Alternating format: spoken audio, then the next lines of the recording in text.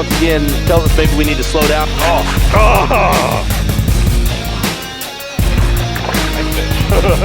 I yo-yoed him up and down.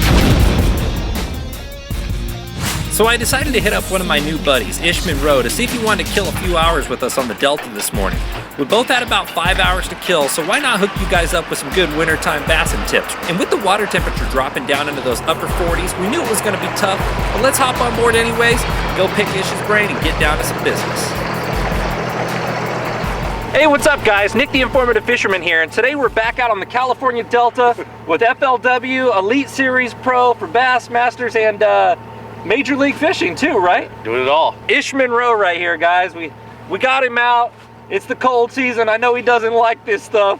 As you can tell, we're not cold at all. No, not even a little bit. I'm so sims down, it's ridiculous. It looks pretty nice out here, man, but it ain't like that. What we're gonna do is show you guys some wintertime patterns on the Delta, and we heard some good crappie reports too, so we're gonna try to run some of these guys down. Yep. He doesn't give much time to multi-species fish anymore.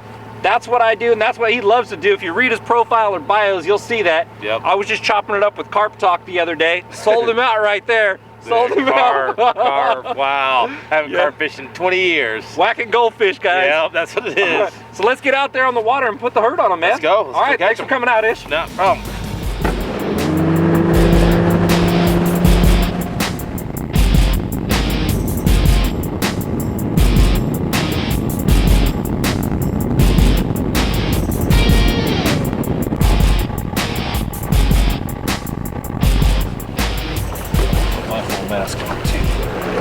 So Ish and I got a call last night about some crazy crappie action going on. Pictures and everything. Crazy pictures and everything from Lorenzo Rossetti. He spilled it out for us and he said where they're at. So hey, we're gonna go check them out. We'll hopefully find it over here. We're graphing for them right now, trying to find them around some bridge pilings. And if we find them, we're gonna show you what they look like on the graph and put the hurt on them. You know, right now I've got my structure scan going on, my down structure scan, and I've got sonar on. So if these crappie are anywhere around here, you know, on the structure scan, they're going to show up as little dots on there, depending on how big they are. A few of them might actually show up as arches, you know, on the Mario regular sonar. Mario coins, exactly. We love those. So we're going to just graph around here and hopefully we run into them somewhere without running into the bridge pilings. Yeah. I'll jump out and grab that bastard. Grab it! Don't throw myself in between.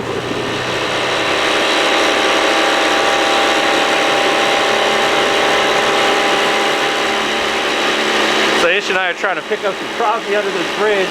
They're about to start steam cleaning some bird poop down this way. So we better be real cautious of what's going on. You wanted your rig all white, right? Yeah.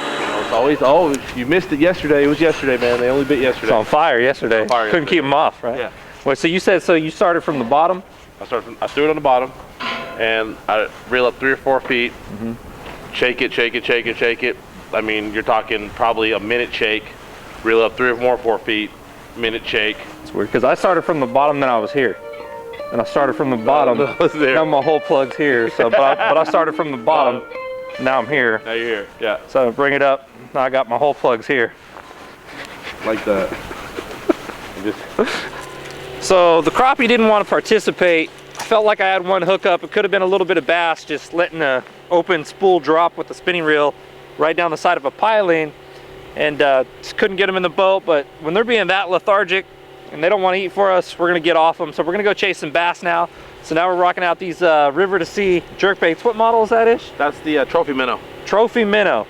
Should do real good for us right now. There's been a pretty decent jerkbait bite going on, but you know, we're out here in the winter. How many fish you thinking we're on a good day gonna land when the water's 48 degrees like this? You know, if you catch 8 or 10 in a day, that's a really, really good day. You know, most guys are averaging 1 to 2 fish a day. It's a slow process, but when you find them, you know, you can catch 8 or 10, and if you really find a big wad of them, I mean, I've caught up 20, 25 fish in the wintertime. It's just finding that wad, and it's really, really hard sometimes because a lot of searching and fishing slow. A lot of searching and fishing slow. Yeah, can be brutal, but we'll try to find them and hopefully show you guys some patterns that you can work through and pick Ish's brain a little bit more. You know, usually around this time, you know, when that water temperature drops below 50, you really got to jerk that bait, you keep that jerk bait going really slow. And basically what I'll do is, you know, with trophy minnow, with the spins, I'll take a couple turns on the handle, and then I'll hit it a couple times, and just a little bit of grass there. And I keep paying a lot of attention to my line by feel and by sight. You know, when they hit a jerkbait, it's not like a normal jerkbait bite when, you know, the fish are really active. It's almost like a worm tick, or your line just seems to swim off. And all they do is they as you're sitting letting it pause there, they just come right up to it and they eat it and they just sit there. So that's where you feel that little tick. Or they might just swim. A little more grass, just make sure you pop it out of the grass. Or they might just swim with it, you know, pick it up and just keep on going, but you don't really get those aggressive jerkbait bites at this time of the year. So just throw it out there, reel it down a little bit, jerk it, let it sit there, hit it a couple times again. You know, we're talking, you know, 5 to 10 second pauses. I mean, there's been times where that water gets down that 45-degree water temp, and I mean, I've let it sit 30 seconds. You know, it's like you throw it out there, you jerk it down, you drink a cup of coffee, and then you go ahead and you get him. Give a couple more drinks. Got him? Ooh. And a lot of times this time of year, they're sitting right off on the ends of these points, you know, just like they would on a lake. You know, they're going in their wintertime mode. A lot of times you catch them suspended underneath docks. So you come out here to the Delta and you almost fish it like you would a lake, you know. Fish the sides of the points, fish the ends of the points, and just try to figure out where they are. And, you know, as the water temperature warms up, a lot of these fish will actually get on top of the points. You know, the high tide will put them on top of the points. So it's basically paying attention, you know, to what you're fishing down there. Hang with us, guys. We'll be right back. Attention Northern California anglers, have you been to Boat Country in Escalon? With one of the largest selections of welded aluminum fishing boats from Weldcraft, Lowe, and Hughescraft, chances are they've got the right fishing boat for you. And did I mention they have a full service center to take care of all your boating, repair, and maintenance needs? If you're a boat owner or just looking to become one, you owe it to yourself to check these guys out. Visit BoatCountryUSA.com or stop on by. I'll see you there. Did you know that P-Line makes specialized lines for all your fishing needs, from the super strong abrasive resistant CXX or the low stretch super stealthy CX Premium? Or maybe you're looking for invisibility or super bite detection with P-Line's 100% fluorocarbon. No matter what your needs, P-Line's got it covered. To find out more, visit P-Line.com. P-Line, baby. Ever tried pulling a planer board next to your boat when trolling or fishing from a swift current bank? If not, you're missing out on one of the most phenomenal fish catching machines on the market today. With Yellowbird planer boards pulling your lines perpendicular to your boat, you can't help but catch more fish. Find out more by visiting www.yellowbirdproducts.com. Have you been to rustylures.com? Did you know they offer free shipping on anything over $29.99? And with all the latest and greatest in bass fishing gear, from punching tackle, umbrella rigs, swim baits, and you name it, there's really no reason for you not to be getting the best deal online today. So go to www.rustylures.com. Did you ever wish for an RC boat when you were a kid? And do you have a passion for fishing? Well, guess what? It's time to do them both at the same time. With RCFishingWorld.com's RC Fishing Pole, it's time to be a kid again. So visit www.rcfishingworld.com today. Did you know that Bass Angler Magazine has more articles than any other bass fishing publication? And with the top pros from around the nation spilling the beans in every issue, there's really no reason for you not to be subscribed to the most informative bass fishing magazine there is, Bass Angler Magazine. Thanks for watching, guys. Now let's get back to the show. So after working the Tiki area with really no luck, we decided to make a short run over to the Whiskey Slough area. Get that jerkbait working down there. You know, you're letting it pause, and you're just, like I said, you're either waiting for that line to keep moving forward, or you're waiting for that little tick, and oh, there he is. He's a little one though, but it's still a fish. Good, he's fat. Oh. You know, River to Sea jerkbait, that one, once again, tells us maybe we need to slow down a little bit, because I mean, I'm talking to you and I'm just paused on that fish, and I mean, all of a sudden it just goes, keeps going. So, but yeah, I mean, I'll take a Delta bass. He's got a little belly on him right there. Still pretty dark. Yeah, definitely dark. You know, sitting on this outside grass and sitting way out here. Oh, dog me. Oh, striper. Hey, like I said, we're multi-species today. Yeah, we are. This is this largemouth is wearing a tuxedo. Little 17, 18 incher, not bad. Hey, I will take anything that bites the lure in this cold. You got that right. Yeah, let's see. All right, so Ish, like this time of year or fall or winter, like on the Delta out here, you know, a lot of the time when I'm out pre-fishing, I'm running around to lots of spots and, you know, just checking to see if I can get bit anywhere and seeing what the average fish is. What's a good tip that you can give to someone, you know, fishing like weekend tournaments or little pickup tournaments to improve their pre-fishing to find a better overall fish? Well, pre-fishing for me always consists of finding a pattern. You know, locations are easier than finding a pattern. Is trying to figure out what these fish are doing, figure out what they're eating, how they're relating, and you know, once you figure that out, you can play that a lot on any body of water that you go to. You know, if you go out and fish or eat and jerk baits on drops, well, you know, off points of islands, you can run around and check pretty much any island and know that you're going to probably get bit because that's what the pattern is. So I use pre-fishing as to develop a pattern, not necessarily the areas that the fish are going to be in, because once again, fish are all over this delta. You just got to figure out what they're eating to get them to strike. So I got another question for you on top of that. Let's build on that a little bit.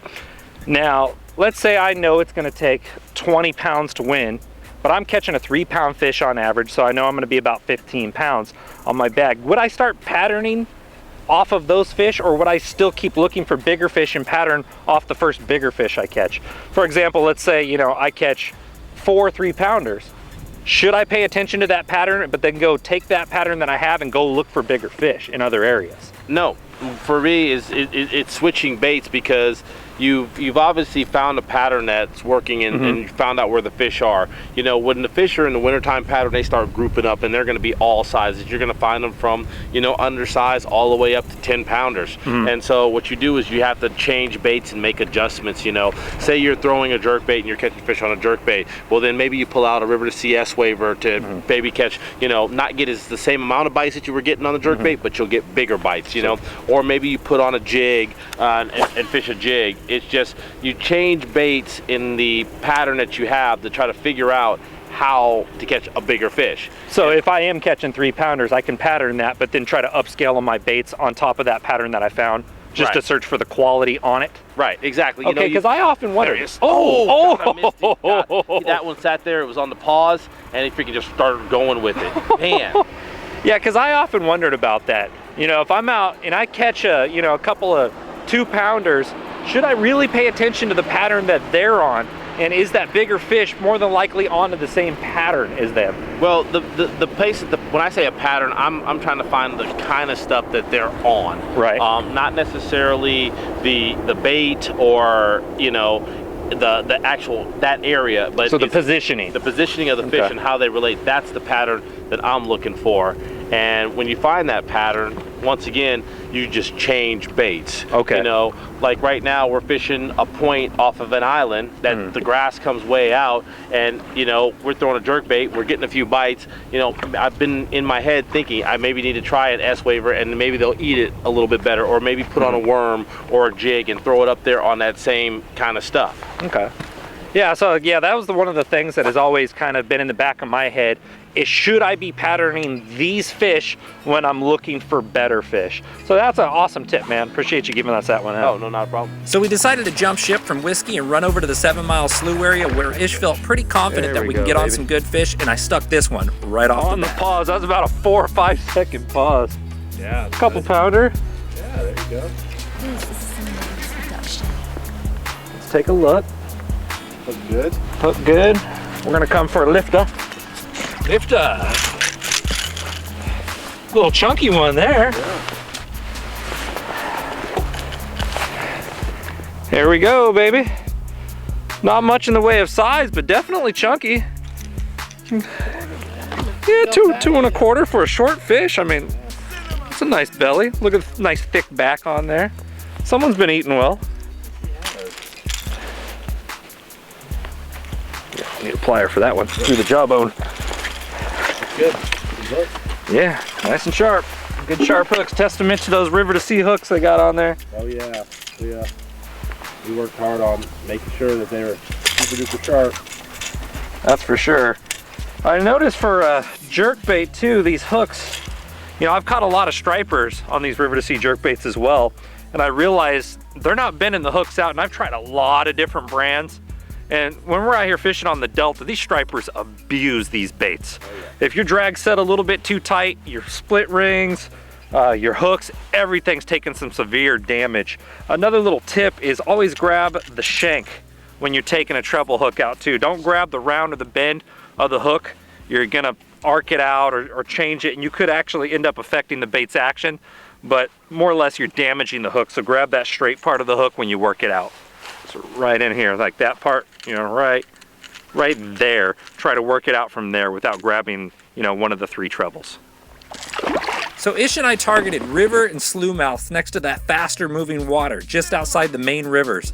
You know, these areas often hold more food, they're higher in oxygen levels, you know, for those colder, more lethargic bass who really don't want to travel that far to get a meal. We really focused on the flats in those same areas where that, you know, that water is going to warm up a little bit faster in that shallower area on those northwestern facing banks, those ones that are going to get the sun first. You know, paying close attention to these fine details like water temps, depth changes, little ambush points next to faster current is really going to help you execute on these very few bites you're going to get when this water's freezing cold. Now Ish, I noticed you're fishing with the Hydrowave up there. What is that all about? You know, I know it makes some bait fish noises, but what's a good way to like utilize that thing? When would you use it over, say, not using it?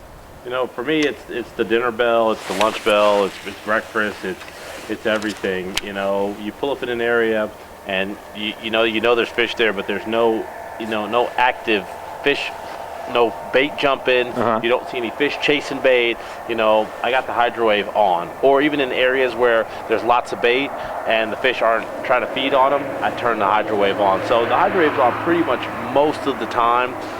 There's only a few select times that I don't like to have the Hydrowave on, and the only one I can really think of is when I'm bed fishing, and only because the fish aren't in a feeding mode at that time when you're catching fish off beds. They're in protective mode, and so I don't want to kind of change their mode too much, get them, you know, used to change their mindset around. Change their mindset around. So the Hydrowave's always on except for when I'm bed fishing.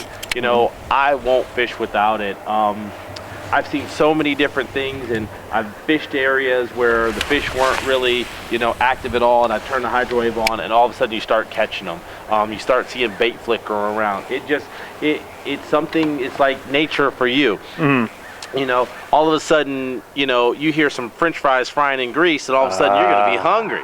You know, quit it. It gets you fired up. It's the same concept as when, you know, somebody puts a steak on the barbecue. You hear that sizzle. You might not be hungry.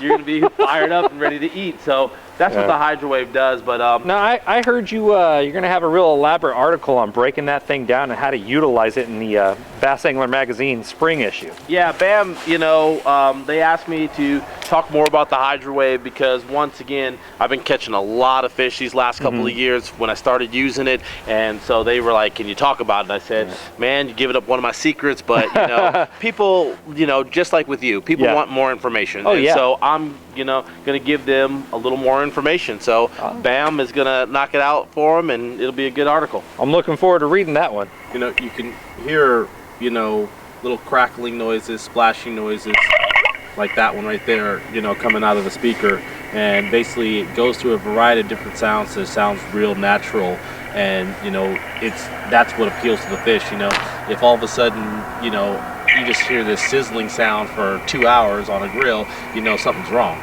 Either something being burned, or so it's not going to put you in a feeding mode. So just having it act and sound naturally is what keys the fish into striking.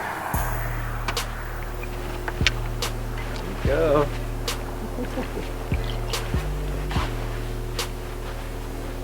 Right off that point, jerking it down there, right on the paws. Not bad. Nice little fish, you know. Not bad. Got the bass. In the mouth on that front hook tells you that they're trying to eat that thing head first, and as it's just paws and sitting there. Man, that fish is so cold. I got my gloves on, I can feel the coldness through. It's like catching ice cubes. It is. We just drop down through the ice with these jerk baits. Yeah, exactly. Just yo-yoing them up and down. Ice fishing in California.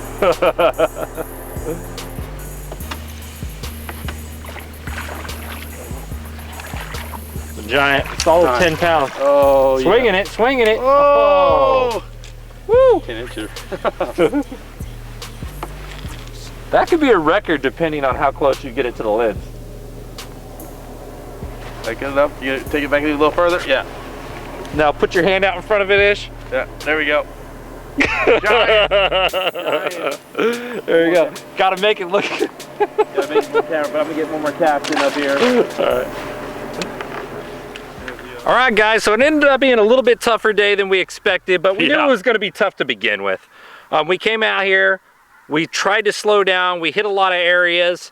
We did everything we could do. It just, it was a tough bite today. Yep. We probably could have picked up a drop shot and worked it even slower, but we're looking for better quality fish, you know. That's just what it comes down to. Some days are good, some days are great, some days are horrible, and some days you catch nothing. You know, you can get blanked even being the best guys in the world. We didn't blank today. We didn't blank. No, we didn't. We didn't blank today. Hey, I was hypothetical there. I was getting into it. Blank. Okay. No, but it can happen. But as long as you're focused on what you're doing and not gallivanting down the bank saying it's just not happening, yada, yada, yada, and you don't try new places. For example, Ish and I were probably still going to run around a little bit more, but we could still stumble into some quality fish. And it's that never give up mentality that does work really well. And oftentimes what separates the top professionals in the world from guys who just, fish here and there is that go get 'em, kill attitude. And they don't care. It could be the last 30 minutes of the day and they can pull off 5 big fish just like that. Versus someone who lets it get to their head, it ruins them the rest of the day and they don't get on any fish. And it's like, oh, well, we blew it. Right. But a pro will stay focused and keep after it and keep going and end up pulling off those fish. Well, thanks for watching, guys. Ish, man, I really appreciate you coming out on the show. Glad to be out here. Yeah, I mean, it's still a nice, beautiful, sunny day out here. Yeah. Still cold, though. Still very cold. All right, hit me up on Facebook, YouTube, anything, guys. I'll answer your questions. Even if maybe you want to get something back to Ish, know something about the tours or anything like that, or want to pick a pro's brain, maybe I'll text him for you. Perfect. Thanks for watching. See you guys. Solid 5+. P-line kicker minnow. Not bad. Yeah. There we go. Hey, what's up, guys? Nick the Informative Fisherman here, and today we're back out on New Melones Reservoir, but today I'm out here with Joe Bruce. Joe's been putting up some crazy numbers, and he's the specialist when it comes to swim baits. Me, I dabble with swim baits.